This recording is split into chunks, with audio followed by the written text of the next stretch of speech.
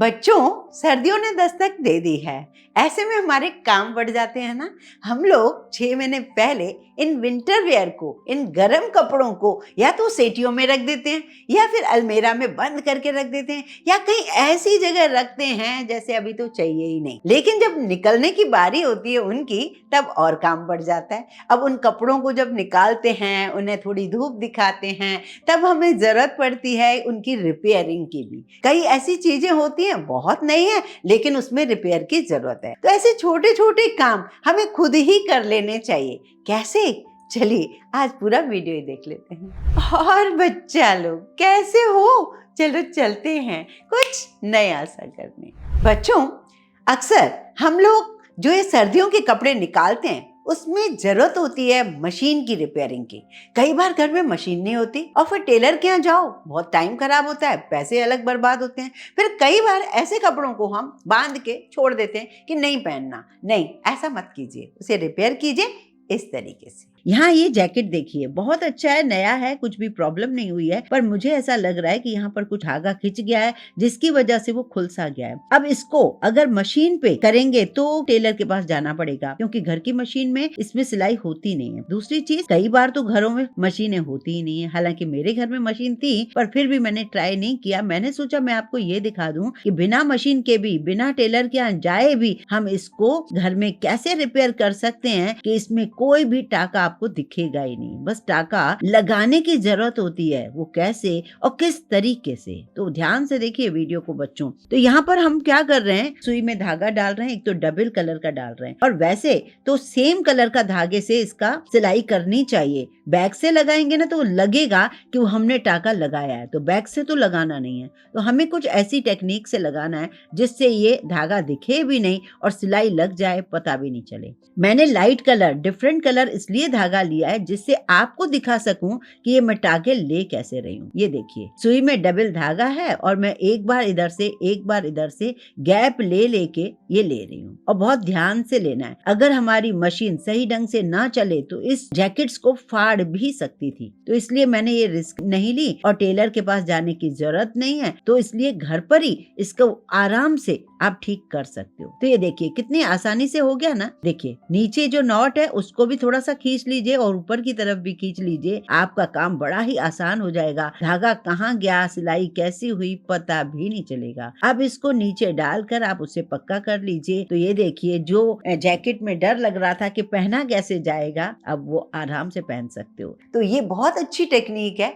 आप भी फॉलो कीजिए। ऐसे घर में कई ऐसे स्वेटर या कोट होंगे या जैकेट होंगे, उनकी रिपेयर कीजिए। और हाँ बच्चों, आगे बढ़ें इससे पहले चैनल पर अगर नए आए हो, चैनल को सब्सक्राइब नहीं किया है तो प्लीज चैनल को सब्सक्राइब जरूर कर लीजिए। पास लगे बेल आइकन को भी दबाइए, उससे आपको जो भी मैं वीडियो बनाऊं उसका नोटिफिकेशन आप तक मिल सके। चलिए बच्चों, आगे बढ़ते हैं। अक्सर हम लेडीज को यही होता है, जब सर्दियां थोड़ी थोड़ी शुरू हो जाती हैं, एक शॉल तो निकाल ही लेते हैं। तो शॉल निकालने में होता ये है कि जब हम इस तरीके से लपेट लेते हैं ना, मेरे घर में जो होता है, मैं आपको बता रही हूँ, ये बात सही लगे तो मुझे कमेंट करके जरूर बताना। जैसे मैं और मेरे हस्बैंड सुबह पूजा करते हैं, उस समय दिया जल रहा होता है, मुझे शॉल होती है और ऐसे वैसे लटकती रहती है, तो मेरे हस्बैंड बहुत नाराज होते हैं कि यार तू ये बहुत गलत कर रही है, कभी भी दिए से लग सकता है। और फिर या तो किचन में काम कर रही होती हूँ तो गैस सामने जल रहा होता है, उस समय भी थोड़ा रिस्क हो जाती है। शॉल को हम जब ऐसे पीछे करते रहते हैं तो कभी भी कुछ भी हादसा हो सकता है। तो मैंने सोचा कि कुछ ऐसा किया जाए कि शॉल ऐसे स्वेटर की तरह पड़ी रहे, हमें बार बार ऊपर उठाने की जरूरत ना पड़े, ठंड भी ना लगे। तो इसके लिए करना क्या है, एक छोटी सी सिलाई, वो भी सिर्फ सीधी सिलाई। इसे देखिए बना कैसे रहे हम। कोई भी शॉल आपके पास हो उसको बस इतना सा कर लीजिए, शॉल को जो आगे वाला जो नेक लाइन होती है बस उसको नाप लीजिए। जैसे हमारा कोट कॉलर वाला साइज होता है, अपनी अलग अलग साइज होती है। जैसे मैंने 15-17 इंच यहाँ पर लिया है, जितना भी ऊपर का हिस्सा छोड़ के, जितना हमें ओपन रखना है उतना छोड़ के बाकी आप सिलाई लगा लीजिए। बस एक सिलाई की देर है और फिर आप उसे पहनेंगे ना तो आप देखेंगे कि ना तो शॉल के गिरने का झंझट है, ना ही कोई प्रॉब्लम है। बस हाथ निकालिए, अपना अपना काम भी कीजिए। है ना मजेदार सी चीज। तो ये छोटे छोटे काम ना हमें कर लेने चाहिए, बेवजह टेलरों के चक्कर नहीं लगाने चाहिए। उससे आपकी शॉल का लुक भी अच्छा लगने लगेगा और वो जो लटकती है बार बार हम ऊपर करते हैं वो प्रॉब्लम खत्म हो जाएगी। अब चलते हैं कुछ और नया काम करने। जैसे कि हमारे यहाँ जब विंटर वियर निकलते हैं उनमें से कुछ स्वेटर ऐसे होते हैं जिसे हम डिस्कार्ड करते हैं, तो डिस्कार्ड करिए, जरूरी भी है। आप किसी को भी दे दीजिए जिसको जरूरत है स्वेटरों की, लेकिन कभी कभी किसी स्वेटर को बचाकर कुछ ऐसा कर लीजिए, भले ही फिर उस जरूरत वाले को दे दीजिए। मेरे यहाँ हुआ ये कि मेरी एक मेड आती है, वो नंगे पांव पूरी सर्दियां घूमती रहती है। मैं उसको बार बार बोलती हूँ सॉक्स पहन ले, कहती है भाभी मैं सॉक्स नहीं पहन पाती, गीले भी हो जाते हैं, प्रॉब्लम आती है और मुझे अच्छा नहीं लगता, वो ठंड में पूरा घूमती रहती है।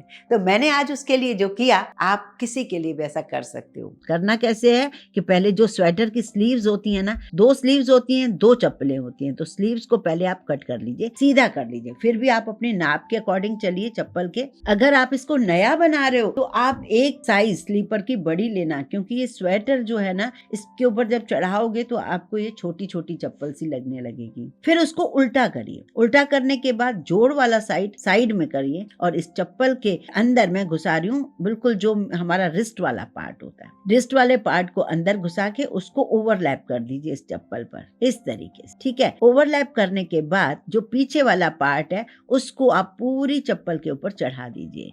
ये स्वेटर वाला पार्ट जो होता है ना, ये काफी स्ट्रेचेबल होता है और चप्पल पर बहुत अच्छे से लग जाता है। जो एक्स्ट्रा पार्ट लग रहा है ना आपको स्वेटर का, वो कट भी कर लीजिए, क्योंकि ज्यादा पार्ट होगा गिरने का खतरा रहता है। तो इस तरीके से ना आप इसको सिलाई लगा सकते हो और इसको वॉश भी कर सकते हो। वॉश करके आप सूखने के लिए रखोगे, 1 दिन में सूख जाएगी।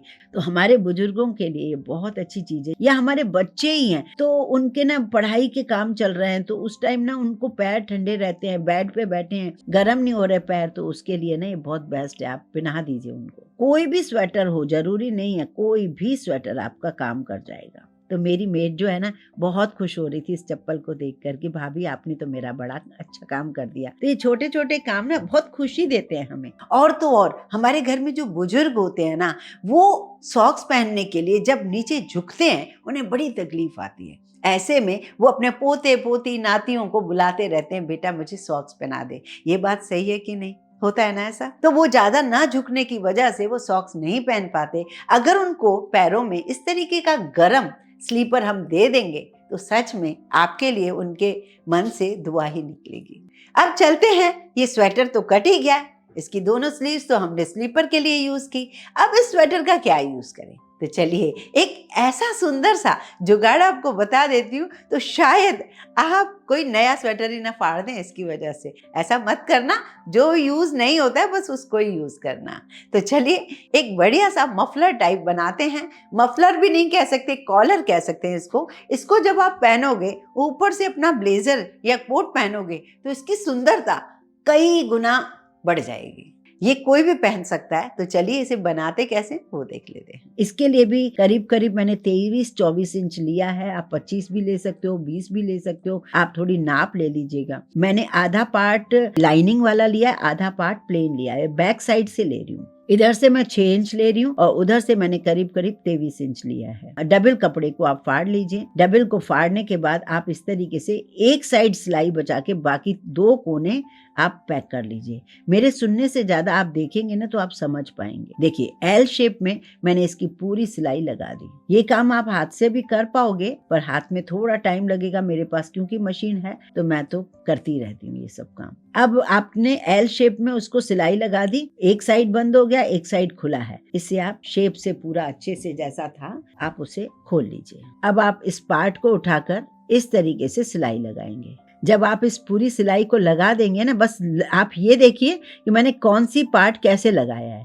उसके बाद एक सुंदर सा कॉलर बन जाएगा। अब ये कॉलर जो बन गया ना, इसके ऊपर इसी स्वेटर के 2 बटन हैं जो कि मैंने खोल लिए और इस तरीके से मैं इन्हें टक इन कर रही हूँ। इन बटन को जब आप टक कर दोगे, उसके बाद अपने कॉलर में, अपने नेक लाइन में डाल दोगे। ऊपर से जब आप ब्लेजर पहनोगे ना, इतनी सुंदरता बढ़ जाएगी ना उसकी, मैं आपको क्या बताऊं। एक बार आजमा के देखिए। ये मेल पर्सन भी पहन सकते हैं, फीमेल भी पहन सकती हैं। मतलब ब्यूटी कई गुना ज्यादा बढ़ जाती है इस छोटे से काम से। ये देखिए मैंने ये हाफ पार्ट इसका प्लेन रखा है, हाफ पार्ट इसका लाइनिंग वाला रखा है, जिसकी वजह से ना सुंदरता और भी ज़्यादा बढ़ गई। पर ऐसा नहीं है, प्लेन में भी बहुत सुंदर लगेगा। जैसे आप ब्लैक ब्लेजर के अंदर से रेड कलर का पहनोगे, ब्लू पहनोगे, ग्रीन पहनोगे, बहुत सुंदर लगेगा। और एक बात, जो बचा हुआ स्वेटर और है वो हमारे क्लीनिंग के बहुत काम आता है। आप देखना, जब भी हम पोछा लगाएं नीचे तो ये बहुत अच्छे से पोछा लगाएगा। आप गैस साफ करना चाहो तब भी ये बहुत अच्छे से वर्क करता है।